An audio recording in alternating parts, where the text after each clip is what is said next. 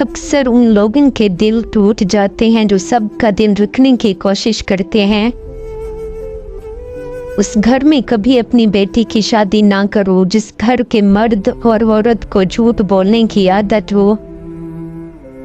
दुआएं मुकद्दर से जीत जाने का हुनर रखती हैं। हर किसी के लिए दुआ किया करें। कौन जाने किसी की किस्मत आपकी दुआ का इंतजार कर रही हो। जब आपके पास मकसद होगा तब आपका वक्त कीमती होगा और कीमती चीज की कदर खुद ब खुद पैदा हो जाएगी। सांप की तरह इंसान भी जुबान से डसता है। इंसान की जुबान का डंक अल्फाज होते हैं जो जहर की तासीर रखते हैं। खामोश रहिए या फिर अपने अल्फाज को इस काबिल बनाइए कि वो खामोशी तोड़ने के लायक हम।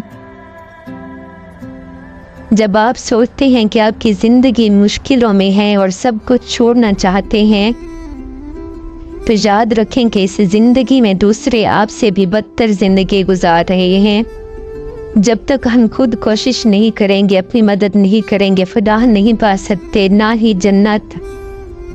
दुनिया औरत के लिए एक सर्कस है और दुनिया के इस सर्कस में सबसे बड़ा तमाशा मोहब्बत है। खफा हो के भी फिक्रमंद रहना ये इश्क की अदाएं होती हैं।